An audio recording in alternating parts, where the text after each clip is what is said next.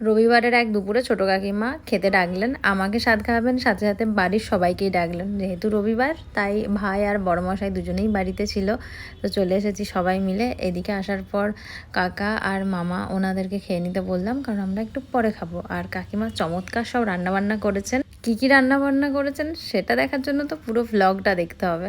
Sari change দেখে দাও, এই যে ছোট ছোট কাকিমা যা শাড়ি পরে নিয়েছি আপাতত, আর ছোট কাকিমা খাওয়াচ্ছেন।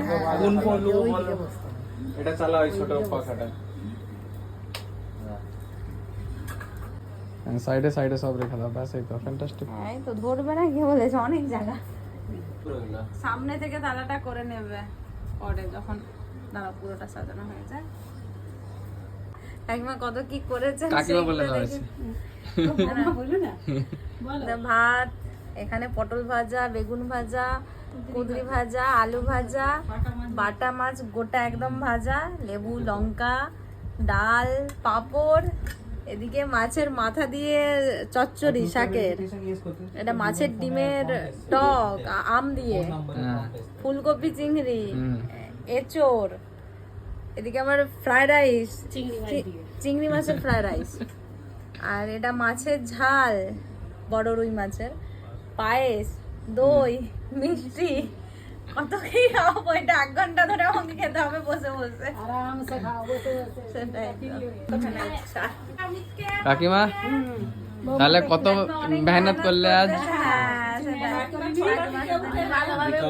আমাদের ভালোভাবে আমাদের লাঠি লাঠি নিয়ে এসে যাও, ব্যাস আর কি দই খাবো নাকি মিষ্টি খাইনি ব্যাস। হ্যাঁ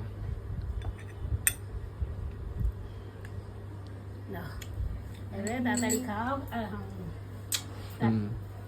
না খাও আরামসে খাও। চিংড়ি মাছের ফ্রাইড রাইস নানান ভেজিটেবল দিয়ে, ভালো হয়েছে রাইসটা। এবার তোমরাও টেস্ট করো, খেয়ে এই তো আমরা খাবো এবার।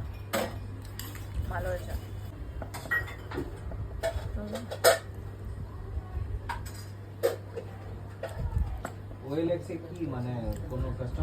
এত খেতে পারবে তো? সব খাবো, না হলে তো আমি আছি। ফুলকপি চিংড়িটাও ভালো হয়েছে, হুম, ফুলকপি চিংড়িটাও খুব সুন্দর হয়েছে। সবাই চিংড়ি, ফুলকপিতেও চিংড়ি, ফ্রাইড রাইসও চিংড়ি। হ্যাঁ দুটোতেই না, ফুলকপি চিংড়িটা ভালো হয়েছে। চিকেন চিকেন করতে নেই। হ্যাঁ এটা টেস্টটা ভালো হয়েছে ফুলকপি। একটু বলে দাও কাকিমা এত মেহনত করে রান্না করেছে, সবাই রিভিউ দিয়ে দাও কেমন হয়েছে। হেবি সুন্দর রান্না করেছে কাকিমা আজকে। অনেক আমরা আইটেম খেতে বসে গেছি এবারে। মা কাকিমা সবাই এত ভালো ভালো রান্না করেছেন, তো খেতেও হবে। এই যে আমাদের খাওয়া হয়ে গেছে, মায়েরা খেতে বসেছেন। মায়েরা